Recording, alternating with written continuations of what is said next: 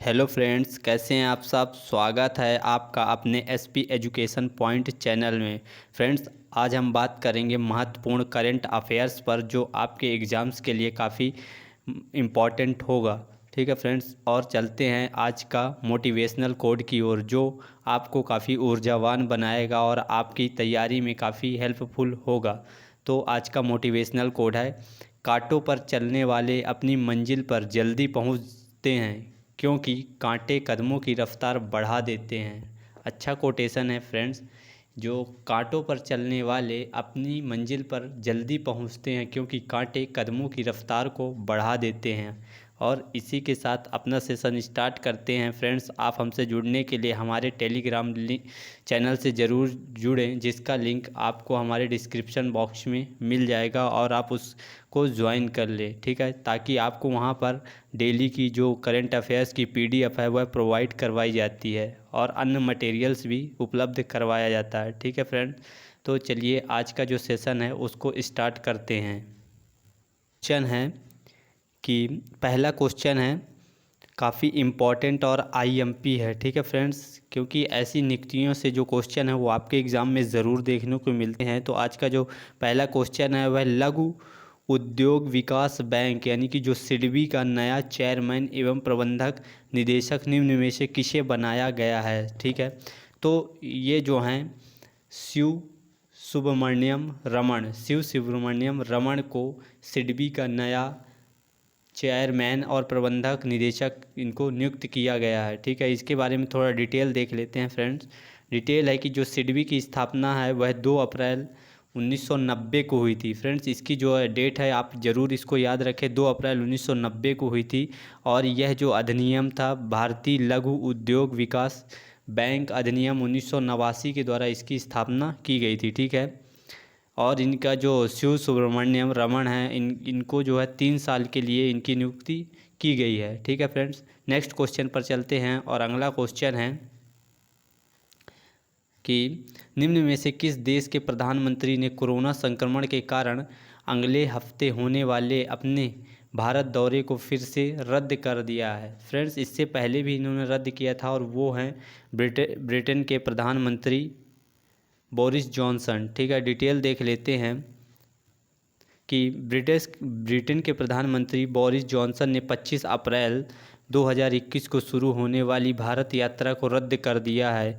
भारत में कोरोना महामारी के बढ़ते प्रकोप और बेहद खराब स्थिति को देखते हुए फैसला लिया है कि वह इस साल दूसरा मौका है जब बोरिस जॉनसन ने भारत की यात्रा टाल दी है। ठीक है, टाल दी है। इससे पहले वह इस वर्ष के गणतंत्र दिवस अवसर पर राजकीय मेहमान के रूप में शामिल होने वाले थे, लेकिन वह कोरोना के कारण सम्मिलित नहीं हुए थे, जिसके कारण इस बार का जो भारत का गणतंत्र दिवस हुआ है उसमें कोई भी विदेशी मेहमान अतिथि के रूप में जो है आया सम्मिलित नहीं हुआ था। और ऐसा जो है यह चौथी बार हुआ था। ठीक है फ्रेंड, नेक्स्ट क्वेश्चन पर चलते हैं और अगला क्वेश्चन है किस किस राज्य सरकार ने आवश्यक सेवा रख रखाव अधिनियम लागू कर दिया। आवश्यक सेवा रख रखाव अधिनियम किस राज्य ने लागू कर दिया है, और ये है छत्तीसगढ़। छत्तीसगढ़ ने आवश्यक सेवा रख रखाव अधिनियम यानी कि इस्मा इस्मा का इसमें इंग्लिश में भी आप इसका फुल फॉर्म याद रखें। इस्मा यानी इसेंशियल सर्विस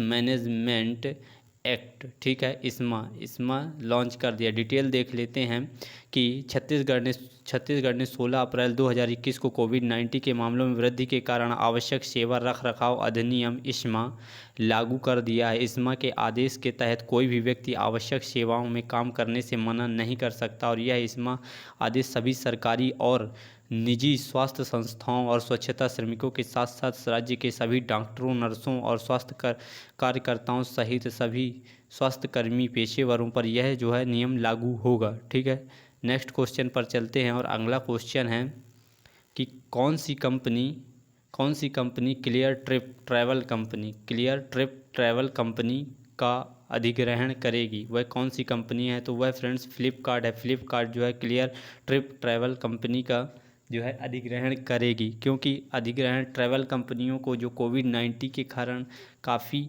जो है बड़ा घाटा हुआ है, जिसके कारण यह कंपनी डूबने की कगार पर पहुंची है। और इसी के कारण यह फ्लिपकार्ट जो है अब क्लियर ट्रिप ट्रैवल कंपनी का जो है अधिग्रहण करेगी। इसकी डिटेल देख लेते हैं। फ्लिपकार्ट ने फ्लिपकार्ट ने घोषणा की है कि वह क्लियर ट्रिप का अधिग्रहण करने की योजना बना रही है। ठीक है, यह एक ऑनलाइन ट्रैवल और टेक्नोलॉजी कंपनी है। कैसी है? ऑनलाइन ट्रैवल टेक्नोलॉजी कंपनी है। कोरोना महामारी के कारण होटल इंडस्ट्री को अच्छा खासा नुकसान हुआ है। ऐसे में दोनों कंपनियों के बीच 10 दिनों के भीतर डील फाइनल हो सकती है और इसकी जो कुल कीमत होगी वह $40 बिलियन होगी। ठीक है, अब फ्लिपकार्ट इंश्योरेंस पेमेंट प्रोडक्ट भी खरीद और बेच सकता है और क्लियर टिप के सभी प्रोडक्ट पर फ्लिपकार्ट का अब हक होगा। ठीक है, नेक्स्ट क्वेश्चन पर चलते हैं। और अगला क्वेश्चन जो है, कितने नए अस्पतालों, ये जो है काफ़ी आईएमपी क्वेश्चन होगा फ्रेंड्स, आप इसको नोट ज़रूर कर लें।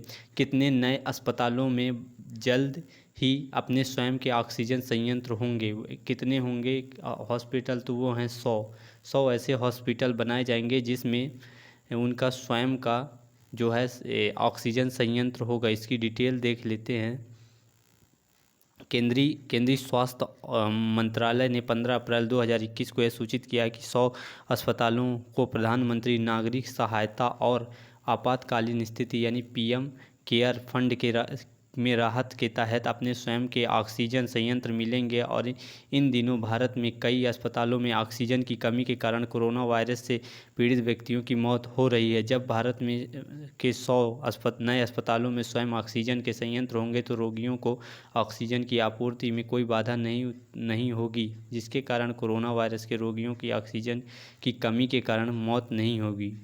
नेक्स्ट क्वेश्चन पर चलते हैं। और अगला क्वेश्चन जो है खेल से काफ़ी इम्पोर्टेंट है। ठीक है, खेल जगत से है इसलिए काफ़ी इम्पोर्टेंट है कि मोंटे कार्लो 2021 का खिताब किसने जीत लिया? मोंटे कार्लो 2021 का खिताब किसने जीत लिया है? वह है स्टेफानोस सितसिताब ने मोंटे कार्लो अवार्ड 2021 जीत लिया है। ठीक है, तो स्टेफानोस सितसिताब ने अपनी पहली एटीपी मास्टर 1000 श्रृंखला जीती है, यानी ये इनकी पहली जीत है।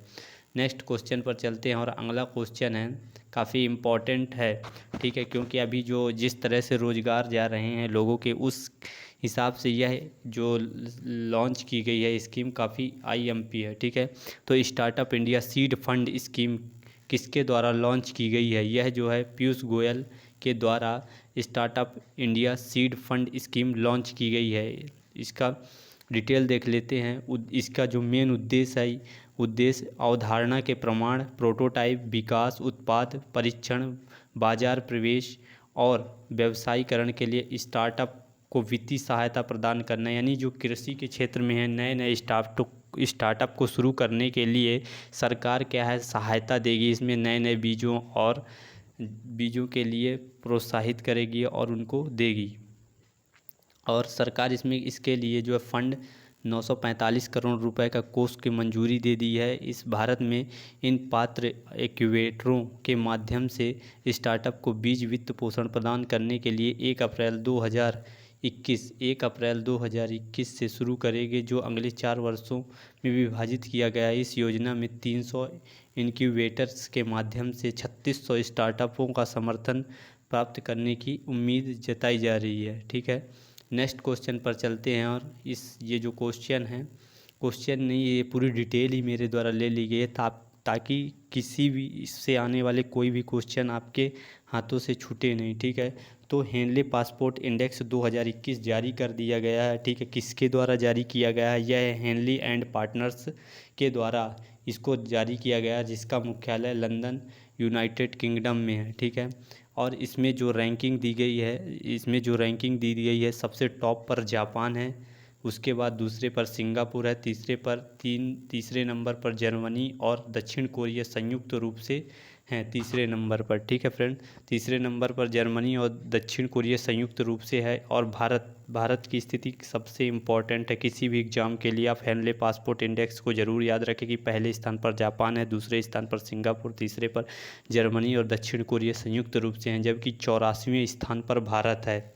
84 स्थान पर भारत काबिज है। और डिटेल देख लेते हैं इसके बारे में कि भारतीय नागरिक 58 से अधिक देशों में वीज़ा मुक्त या वीज़ा ऑन अराइवल यात्रा कर सकते हैं। ठीक है, इसमें इस इंडेक्स में पाकिस्तान की रैंक जो है वह 107 है और अफ़गानिस्तान सबसे निचले स्तर पर यानी 110वें नंबर पर, यानी टोटल 110 देशों में को सम्मिलित कर यह रैंकिंग दी गई है। ठीक है, नेक्स्ट क्वेश्चन पर चलते हैं और अगला क्वेश्चन है कि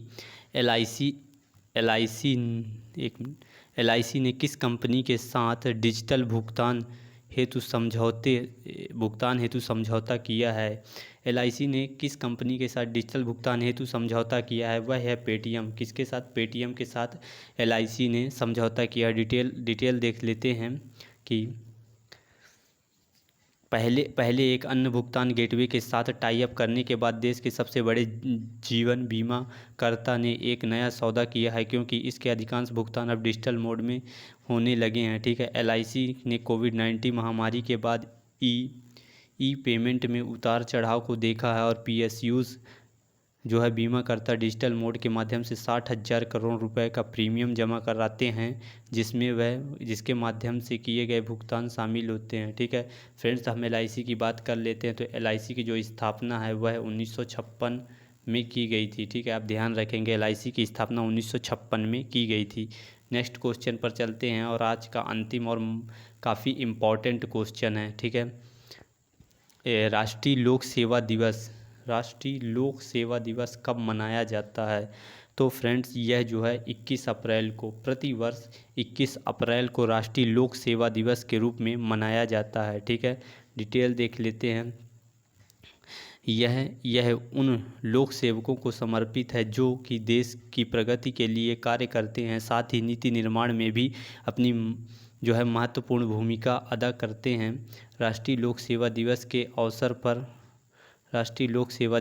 अवसर पर केंद्र और राज्य सरकारों के अधिकारी और उनके द्वारा वर्ष भर किए गए असाधारण कार्यों के लिए उन्हें सम्मानित भी किया जाता है। ठीक है फ्रेंड्स, यह जो है आज का सेशन था और पूरे 10 क्वेश्चन मेरे द्वारा लिए गए हैं जो आपके एग्ज़ाम्स में काफ़ी महत्वपूर्ण भूमिका रखेंगे और आपके एग्ज़ाम्स में सीधे तौर पर यह क्वेश्चन दिखाई देंगे। ठीक है, तो आज का सेशन यहीं समाप्त करेंगे और आप हमारे चैनल को सब्सक्राइब कर लें फ्रेंड्स, जिससे सभी वीडियो जो भी हैं आपको प्राप्त हों और आपका जो है एग्ज़ाम जल्दी से जल्दी क्लियर हो, क्योंकि करंट अफेयर्स का जो है वेटेज वह काफ़ी बढ़ता ही जा रहा है। ठीक है, तो आप हमारे चैनल को सब्सक्राइब कर लें, वीडियो को लाइक करें तथा ज़्यादा से ज़्यादा लोगों तक शेयर करें। ठीक है फ्रेंड्स, आज का सेशन समाप्त करते हैं। Thank you, all the best.